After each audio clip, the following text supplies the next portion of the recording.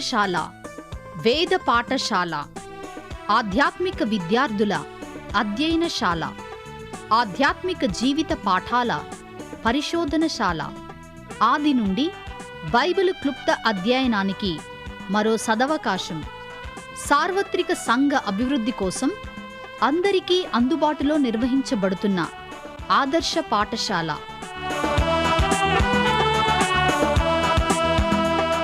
వినండి, వేద పాఠశాలలో పరలోక పాఠాలు.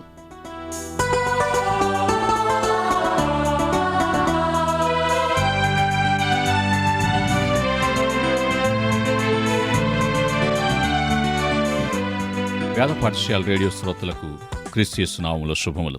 పాత నిబంధనలోని మొదటి 5 పుస్తకాలను మనం ధ్యానిస్తున్నాం. ప్రస్తుతం సంఖ్యాకాండము చివరి భాగాన్ని ధ్యానిస్తున్నాం. సంఖ్యాకాండములో అలంకార రూపకమైన, ఆకట్టుకునే మహత్తరమైన సత్యాలెన్నో ఉన్నాయని, ఆ సత్యాలు నిశ్చింతగా ఉన్న మనకు మేల్కొల్పుగా ఉన్నాయని, మనము దేవుని చిత్తములో ఉన్నామో లేదో పరీక్షించుకోవడానికి అవి ఎంతో సహాయపడగలవని చెప్పుకున్నాం.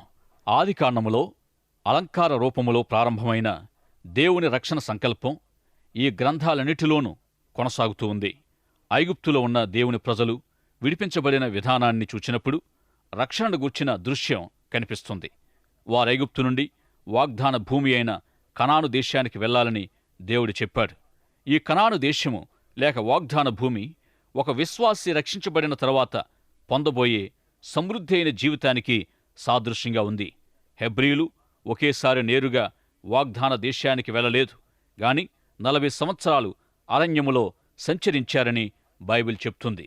విచారకరమైన సంగతి ఏమిటంటే, ఈ దినాల్లో మంచి విశ్వాసులు అని చెప్పుకునేవారు కూడా ఇదే స్థితిలో ఉన్నారు. పాప శిక్ష నుండి, పాపం యొక్క బలము నుండి విడిపించబడిన తర్వాత కూడా వారు ఆత్మీయంగా యోర్దాను నది దాటి సమృద్ధి అయిన జీవము అనే వాగ్దాన భూమిలోనికి ప్రవేశించలేకపోతున్నారు. దేవుని సంపూర్ణమైన చిత్తములోనికి రావడం లేదు. దేవుని దీవెనలు పొందడం లేదు. పైగా వారు అవిశ్వాసముతోనూ కలవరముతోనూ ఒక గురి లేకుండా తిరుగుతూనే ఉన్నారు. ఎంత శోచనీయం! ప్రియులారా, సంఖ్యాకాండం యొక్క సారాంశమంతా 14వ అధ్యాయంలోనే ఉంది. దేవుడు తన ప్రజల మధ్య 10 సార్లు అద్భుత కార్యాలు చేసి, 10 సార్లు తాను వారితో ఉన్నానని నిరూపించి, 10 సార్లు కూడా వారు వాగ్దాన దేశాన్ని స్వతంత్రించుకోవడానికి తగిన విశ్వాసాన్ని, పురుకొల్పును ఇచ్చినప్పటికీ వారి అవిధేయత వల్ల తమ స్వంత ఇష్టానికి దేవుడు వారిని అప్పగించాడు. గనుక వారి స్వంత చిత్తాన్ని నెరవేర్చాలనుకుంటున్న వారందరూ, అనగా యెహోషువ, కాలేబు తప్ప మరెవరూ కూడా వాగ్దాన భూమిలో ప్రవేశించరని దేవుడు చెప్పాడు. కాలేబు, యెహోషువ మాత్రమే అరణ్యములో చావకుండా శేషించినవారు. సంఖ్యాకాండములోని మొదటి భాగములో ఈ విషయాలు కాకుండా మరెన్నో ఆత్మీయ సత్యాలున్నాయి. మరోసారి వాటిని మీకు జ్ఞాపకం చేయాలని కోరుతున్నాను. సంఖ్యాకాండము 9వ అధ్యాయములో ప్రత్యక్ష గుడార నిర్మాణము పూర్తి చేసి దానిని నిలువబెట్టినప్పుడు ఒక అద్భుతమైన సంఘటన జరిగింది. దేవుని ఆరాధన స్థలమైన ఆ చిన్న ప్రత్యక్ష గుడారం పైకి దేవుని ఆత్మ దిగువచ్చి ఆ గుడారాన్ని ఆవరించింది. మేఘము ఆ మందిరమును కమ్మిందని వ్రాయబడింది.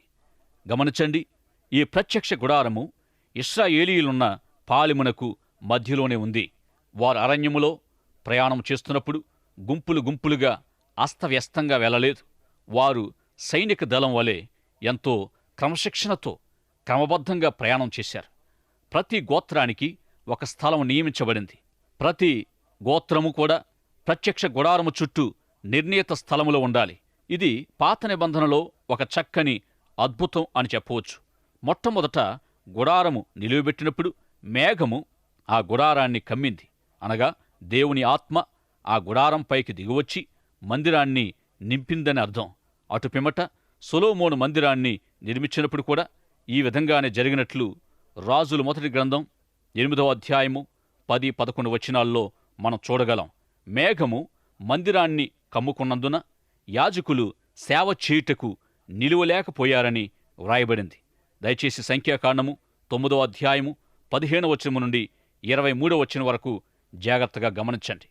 ప్రియ సోదరుడా, సోదరి, ఈ సంఘటన లేక ఈ అద్భుతము విశ్వాసులైన మనకు ఒక ఆత్మీయ పాఠాన్ని నేర్పిస్తుంది. రక్షించబడిన ప్రతి విశ్వాసి పరిశుద్ధాత్మ చేత అభిషేకించబడతాడు. అంత మాత్రమే కాదు, ఆయన మనలో నివసిస్తాడు. దయచేసి గమనించండి, క్రొత్త నిబంధనకు వచ్చేసరికి ప్రత్యక్ష గుడారము లేక ఆలయము మన శరీరమేనని వ్రాయబడింది. పరిశుద్ధాత్ముడు మనల్ని అభిషేకిస్తాడు, మనలో నివసిస్తాడు. ఆనాడు మందిరాన్ని నింపినట్లుగా నిన్ను నన్ను తన శక్తితో నింపుతాడు. ఇప్పుడు మీకు ఒక ప్రశ్న రావచ్చు. మేఘము కదిలినప్పుడు ఇశ్రాయేలీయులు ప్రయాణం చేశారు, మేఘము నిలిచినప్పుడు వారు కూడా నిలిచారు కదా. మరి ఆ మేఘము వారిని నేరుగా అరణ్యము నుండి యోర్దాను నది దాటి వాగ్దాన దేశానికి ఎందుకు చేర్చలేదు? దేవుని చేత నడిపించబడిన వీరు అరణ్యములోనే ఎందుకు తిరగవలసి వచ్చింది అని ప్రశ్న మీకు రావచ్చు. దేవునికి కొన్ని హద్దులున్నాయి. అంటే ఆయనకు స్వయంగా హద్దులంటూ ఏమీ లేవు గాని మన బలహీనతను బట్టి ఆయన కొన్ని హద్దులు కలిగి ఉన్నాడు. దేవుడు మనల్ని స్వేచ్ఛా జీవులుగా చేశాడు. మన స్వేచ్ఛను ఆయన ఎన్నడూ నిర్బంధించడు. మానవులు ఇష్టపూర్వకంగా దేవుని చిత్తాన్ని నెరవేర్చాలని ఆయన కోరుతున్నాడు. గనుక దేవుని మనల్ని నడిపిస్తూ ఉన్నప్పుడు ఒక నిర్ణీత హద్దును కలిగి ఉన్నాడు. ఆయన ఆ హద్దును మీరి మన స్వేచ్ఛకు అడ్డుగా రాడని గమనించాలి. మన అవిశ్వాసాన్ని బట్టే దేవుడు హద్దులు నియమించుకున్నాడు. దేవుని వాగ్దానాలను స్వతంత్రించుకునే విశ్వాసము మనకు ఉన్నట్లయితే ఉత్తమమును అనుకూలమును సంపూర్ణమునయన్న దేవుని చిత్తాన్ని మన జీవితాల్లో అంగీకరించినట్లయితే దేవుడు మనలను ఆత్మీయ వాగ్దాన దేశానికి చేరుస్తాడు.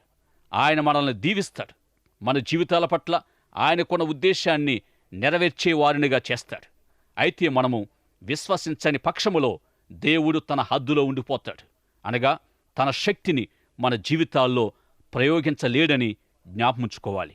మరో విధంగా చెప్పాలంటే దేవుడు మనల్ని స్వేచ్ఛా జీవులుగా చేశాడు గనుక మన చేత బలవంతంగా ఏ పనిని గాని చేయించడు. మనము ఆయన ఇష్టాన్ని నెరవేర్చడానికే అన్ని విధాల ప్రయత్నం చేస్తాడు. మనపై ఆధారపడతాడు. గనుక కొన్నిసార్లు మనము ఆయనకు అప్పగించుకొని ఆయన చిత్తాన్ని నెరవేర్చవలసిందే. అయితే ఆయన మనల్ని ఏ విషయములోనూ బలవంతం చేయడు. స్వేచ్ఛాయుత తీర్మానమన్నది సంఖ్యాకాండములోని ప్రాముఖ్యమైన అంశం. ఈ గ్రంథములోని 2వ భాగములో ఈ సత్యాన్ని ఎక్కువగా జ్ఞాపకం చేయాలనుకుంటున్నాను. దేవుని సన్నిధి పగలు మేఘము ద్వారా, రాత్రి అగ్ని స్తంభం ద్వారా ప్రత్యక్ష గుడారం మీదికి దిగవచ్చి దానిని నింపిందని మనం నేర్చుకున్నాం. గనుక దేవుని ప్రజలు దేవుని నడిపింపు పొందడానికి మేఘం ఆధారంగా ఉంది. ప్రియులారా, ఈ దృష్టాంతాన్ని నీ జీవితానికి, నా జీవితానికి, ఈనాటి మన జీవితాలకు అన్వయింప చేసుకోవడం ఎంతైనా అవసరం. మన జీవితాల్లో నడిపింపుతో కూడిన దేవుని చిత్తం మరియు అనుమతించబడిన దేవుని చిత్తం కూడా జరిపించబడతాయి. దేవుడు సర్వశక్తిమంతుడు గనుక ఆయన అనుమతి లేనిదే మన జీవితంలో ఏది జరగదు. అయితే మనల్ని సరైన మార్గములోనికి నడిపించే దేవుని చిత్తము కూడా ఉందని మర్చిపోవద్దు. 2 విధాలుగా ఉన్న దేవుని చిత్తాన్ని 2 వృత్తాలతో పోలిస్తే లోపలి భాగములో ఉన్న వృత్తం నడిపింపు గల దేవుని చిత్తమని, వెలుపల ఉన్న వృత్తం అనుమతించబడిన దేవుని చిత్తమని చెప్పవచ్చు. ఈనాడు విశ్వాసులనబడిన వారందరూ వారి జీవితాలలో అనుమతించబడుతున్న దేవుని చిత్తముతోనే తమ కాలాన్ని గడుపుతూ ఉన్నారు. కానీ నడిపింపుతో కూడిన ఆయన చిత్తాన్ని అంతగా గ్రహించడం లేదు. అనగా తమ జీవితంలో దేవుడు అనుమతించిన పరిస్థితులనే గమనిస్తున్నారు. వాటితో సతమతమవుతూ ఉన్నారు. కానీ ఆ పరిస్థితిలో దేవుని చిత్తానుసారమైన నడిపింపును తెలుసుకునే అనుభవం బహు తక్కువగా ఉందని, బహుశా ఇలాంటి స్థితిని బట్టే మేఘస్తంభము మరియు అగ్నిస్తంభము ఇశ్రాయేలీయులను నేరుగా వాగ్దాన భూమికి నడిపించలేదేమో అని నా అభిప్రాయం. అనగా దేవుడు వారికి అనుమతించిన పరిస్థితుల్లో వారు దేవుని చిత్తాన్ని గ్రహించక అవిశ్వాసాన్ని బట్టి వాగ్దాన భూమిలో ప్రవేశించలేదు. ఈ విషయాలే హెబ్రీ పత్రిక 3-4 అధ్యాయాల్లో వ్రాయబడ్డాయి. సంఖ్యాకాండములో మనము నేర్చుకోవలసిన మరో ప్రాముఖ్యమైన పాఠం 11వ అధ్యాయములో వ్రాయబడి ఉంది. దేవుడు అరణ్యములో ఇశ్రాయేలీయులను మన్నాతో పోషించాడు. హెబ్రీ భాషలో మన్నా అనే మాటకు ఇదేమీ అనర్థం. అదేమిటో వారికి తెలియదు గనుక దానికి ఏ పేరు పెట్టాలో కూడా తెలియక దానిని ఇదేమీ అనగా మన్నా అని పిలిచారు. వారు అరణ్యములో సంచరించిన 40 సంవత్సరాలు కూడా దేవుడు వారిని ఇదేమీ లేక మన్నాతో పోషించాడు. ఆశ్చర్యమేమిటంటే వారు వాగ్దాన భూమిలో ప్రవేశించగానే మన్నాను కురిపించడం మానేశాడు. మనము ఇంతకుముందు చెప్పుకున్నట్లుగా ప్రజలు మోషేను విసిగించారు. ఫిర్యాదులతో అతనిపై ఒత్తిడి తీసుకుని వచ్చారు. వారి ఫిర్యాదులతో ఒక ఫిర్యాదు ఏమిటంటే వారితో పాటు వచ్చిన ఐగుప్తీయులు ఐగుప్తులో వారు అనుభవించిన వాటిని గుర్చి ఆశపడ్డారు. సంఖ్యాకాండము 11వ అధ్యాయము 4వ వచనం నుండి 6వ వచనం వరకు ఈ విషయాలు వ్రాయబడ్డాయి. నిర్గమాకాండము 12వ అధ్యాయము 38వ వచనం ప్రకారం ఇశ్రాయేలీయులు ఐగుప్తు నుండి బయటకు వచ్చినప్పుడు అనేకులైన అన్యజనుల సమూహము వారితో కూడా బయలుదేరాయని తెలుసుకోవచ్చు. అందులో ఐథియోపియులు ఐగుప్తీయులు కూడా ఉన్నారు. ఐగుప్తీయులు ఐగుప్తు విషయాలను గూర్చి ఆశపడుతూ ఉన్నారు.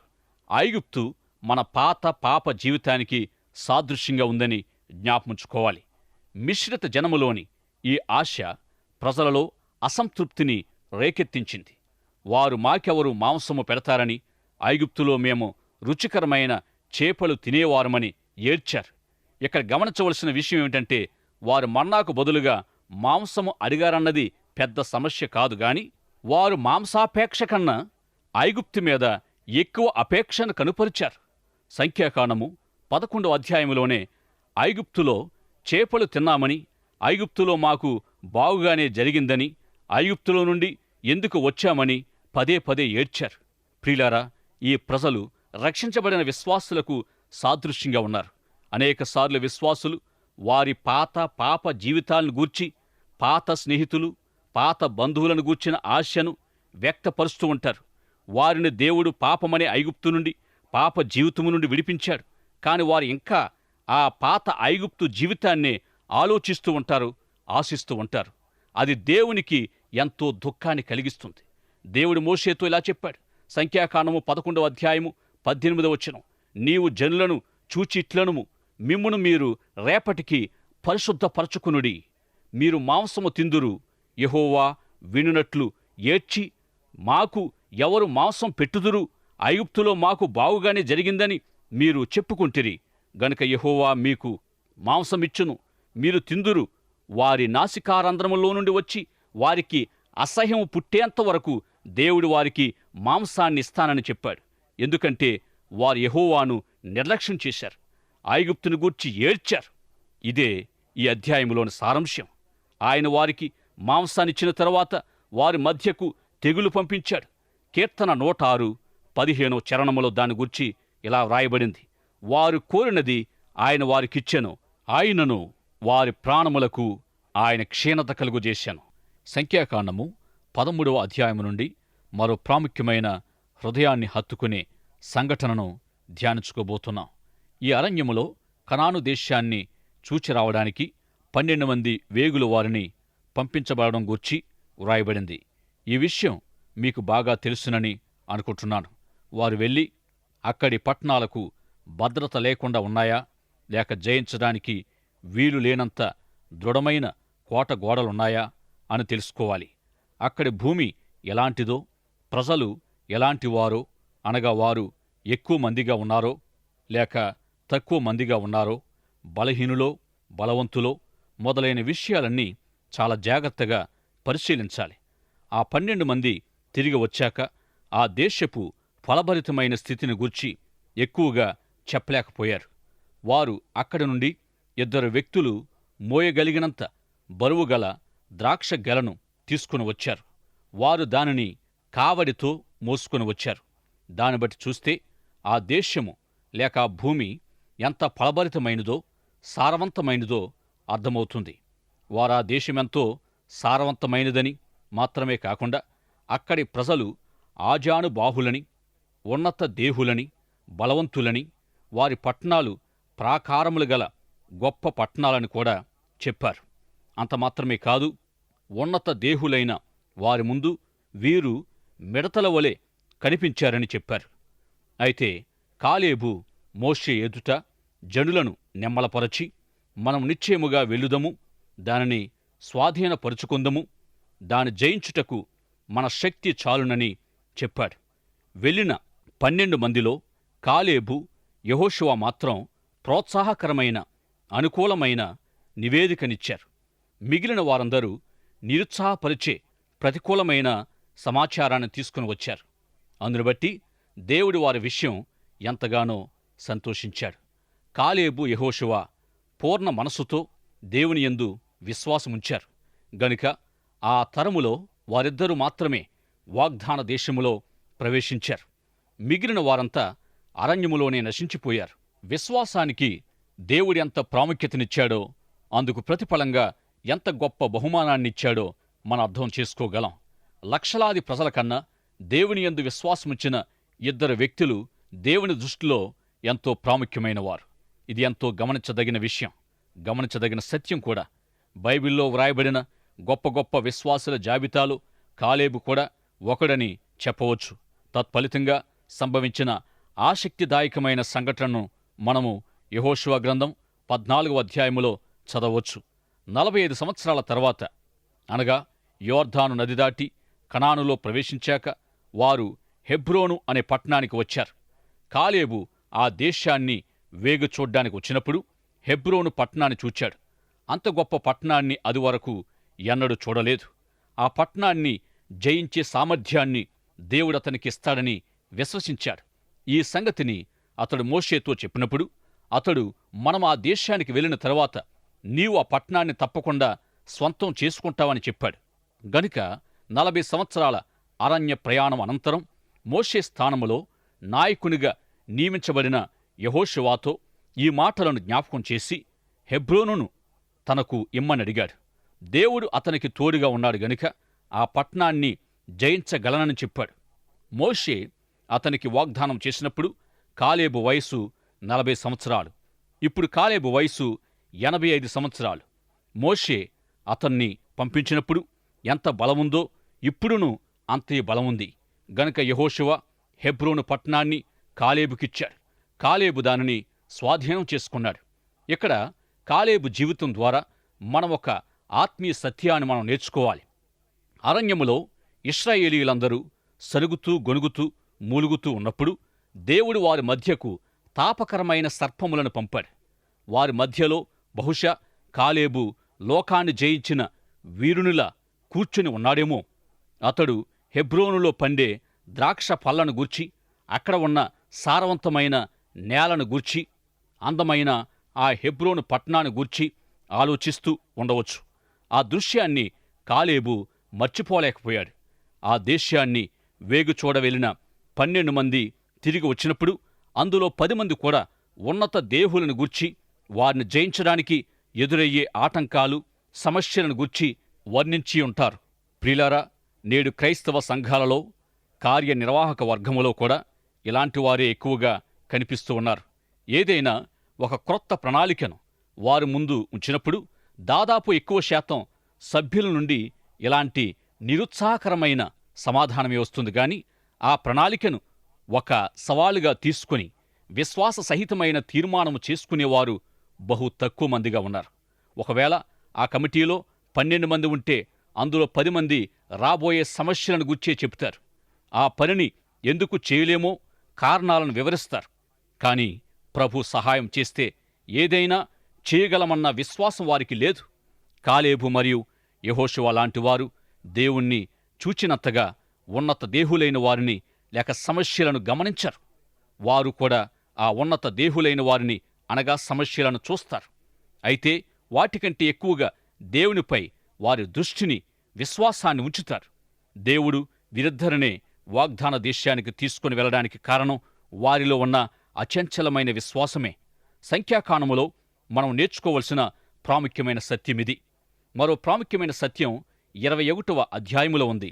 ఇశ్రాయేలు ప్రజలు దేవునిపై సనిగినందువల్ల దేవుడు వారి మధ్యకు తాపకరమైన సర్పాలను పంపాడు. ఎప్పుడు ఫిర్యాదు చేయడం, సనగడం దేవునికి ఇష్టముండదు. సనగడం విశ్వాసానికి విరుద్ధమైనది గనుక వారి మధ్యకు దేవుడు సర్పాలను పంపాడు. చాలామంది పాము కాటుతో మరణిస్తూ ఉండగా వారికి కృపా సందేశాన్ని పంపించాడు. ఆయన ఒక ఇత్తడి సర్పాన్ని చేయించి స్తంభం మీద పెట్టమని మోషేతో చెప్పాడు. పాలెం మధ్యలో ఉంచబడిన ఈ ఇత్తడి సర్పాన్ని చూచినప్పుడు పాము చేత కరవబడిన వారందరూ బ్రతుకుతారని దేవుడు మోషేతో చెప్పాడు. ఇదేంటి, ఇత్తడి ప్రతిమను చూసినంత మాత్రాన ఏ వైద్యము లేకుండానే స్వస్థత ఎలా కలుగుతుంది అని అనుకున్నవారు చనిపోయారు. అది వైద్యశాస్త్రానికి అంతుపట్టనిది. అయినప్పటికీ ఒక నిరీక్షణతో దానిని చూచినవారు బ్రతికారు. ఒకసారి మనము ఆ దృశ్యాన్ని ఊహించుకోవాలి. మరణావస్థలో ఉన్న వారిని కొంతమంది ఆ స్తంభం దగ్గరికి మోసుకొని వెళుతూ ఉన్నారు. మరికొంతమందిని మోయలేక ఈడ్చుకొని వెళుతున్నారు. మరికొంతమంది స్తంభం దగ్గరికి ప్రాకుతూ వెళుతున్నారు. వారి విశ్వాసముతో ఆ ఇత్తడి సర్పాన్ని చూచి స్వస్థత పొందారు. బైబిల్లో వ్రాయబడిన అద్భుతాల్లో ఇది కూడా ఒక గొప్ప అద్భుతం. ఒక సర్పము స్వస్థతకు చిహ్నంగా ఉండడం ఆశ్చర్యంగా ఉంది కదూ. బహుశా వైద్యశాస్త్రములో సర్పాన్ని స్వస్థత చిహ్నంగా ఉపయోగించడానికి ఈ సంఘటనే ఆధారమై ఉండొచ్చునని కొందరి అభిప్రాయం. పాత నిబంధనలోని ఈ సందర్భం క్రొత్త నిబంధనలో యోహాను సువార్త 3వ అధ్యాయం చదివే వరకు కూడా సందిగ్ధంగానే ఉండిపోయింది. యోహాను సువార్త 3వ అధ్యాయములో ఈ అద్భుతానికి యేసుక్రీస్తు ఆత్మీయ సత్యాన్ని అన్వయింపచేసి వివరించారు. ఇది పాత నిబంధన సత్యమే కాదుగాని అంతకన్నా గొప్ప అద్భుతం జరగబోతున్నదన్న సత్యాన్ని యేసుప్రభువారు వివరించారు. ఇశ్రాయేలుకు బోధకుడైన నికోదేముతో యేసుప్రభు మాట్లాడుతూ ఈ విషయాన్ని వివరించారు. అరణ్యములో మోషే సర్పాన్నెత్తినట్లు యేసుప్రభు శిలువలో పైకి ఎత్తబడాలి. ఆయన దేవుని అద్వితీయ కుమారుడు గనుక ఆయన శిలువలో పైకెత్తబడాలి. ఎందుకంటే లోక పాపం కొరకైన దేవుని పరిష్కార మార్గం యేసు ఒక్కడే.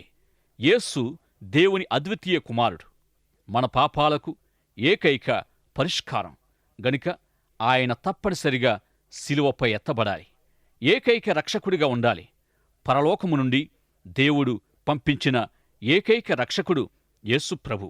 యేసుప్రభు తనను గూర్చి నేనే మార్గమును, నేనే తప్ప మరో మార్గము లేదని ఇంకా ఎన్నో విషయాలు చెప్పారు. కాని వాటన్నిటికంటే యోహాను సువార్త 3వ అధ్యాయము 14వ వచనం నుండి 21వ వచనం వరకు చెప్పిన మాటలు ఖచ్చితమైన మాటలు. అరణ్యములో మోషే ఇత్తడి సర్పాన్నెత్తినప్పుడు దాన్ని చూచిన వారందరూ స్వస్థత పొందినట్లు, ఆయన శిలువపై ఎత్తబడినప్పుడు ఆయనను చూచి విశ్వసించిన వారి పాపాలకు క్షమాపణ లభిస్తుంది అనేది సత్యం. శిలువ ఒక్కటే మానవ పాపాలకు దేవుడు నిర్ణయించిన పరిష్కార మార్గం. అందుకే యేసు ఒక్కడే దేవుని ఏకైక రక్షకుడు. యేసుక్రీస్తు సువార్తను అంగీకరించడానికి క్రొత్త నిబంధనలో పేర్కొనబడిన ఉదాహరణలో ఇది ఎంతో ప్రాముఖ్యమైన ఉదాహరణ. ఖచ్చితమైన ఈ ఉదాహరణలో యేసు తానెవరో, ఏమయ్యున్నాడో, ఎందుకు ఈ లోకానికి వచ్చాడో చెబుతున్నాడు. యేసు దేవుని అద్వితీయ కుమారుడు, ఏకైక పరిష్కార మార్గం, ఏకైక రక్షకుడు. యేసు నికోదేముతో చెప్పిన బోధనంతా ఈ యొక్క వాన్మూలము ద్వారా సంఖ్యాకాండములోని అద్భుతానికి అన్వయించాడు. సంఖ్యాకాండములోని ఈ సంఘటన ఒక మహత్తరమైన అద్భుతం మాత్రమే కాదు, ఒక సాదృశ్యం కూడా. సంఖ్యాకాండములో అలంకార రూపకమైన సాదృశ్యాలు ఎన్నో ఉన్నాయి. ప్రత్యక్ష గుడారంపై మేఘం ద్వారా ఆనాడు ఇశ్రాయేలీయులను నడిపించిన దేవుడు పరిశుద్ధాత్ముని ద్వారా ఈనాడు మనల్ని కూడా తన చిత్తానుసారంగా నడిపిస్తూ ఉన్నాడు. అలాగే వారు మాంసాపేక్ష కలిగి ఐగుప్తును ఆశించినప్పుడు దేవుడు వారిని తమ స్వంత ఇచ్ఛలకు అప్పగించడం ద్వారా వారి ప్రాణాలకు ఆయన క్షీణత కలుగుజేశాడు.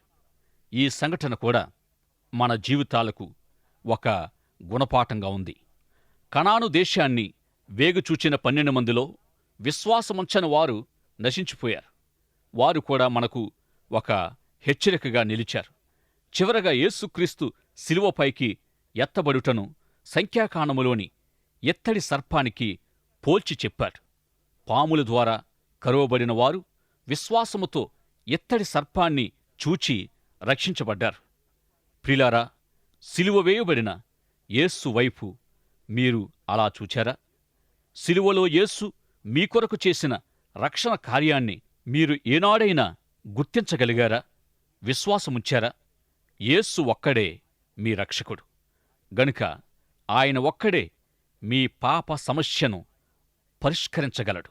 ఈ సత్యాన్ని ఈ క్షణములో మీరు నమ్మి యేసుక్రీస్తును మీ స్వంత రక్షకునిగా, ప్రభువుగా నమ్మి ఆయన ద్వారా పాప క్షమాపణ, రక్షణ భాగ్యాన్ని పొందుమని ప్రేమతో మీకు మనవి చేస్తున్నాను. దైవాశీస్సులు. ఆమేన్.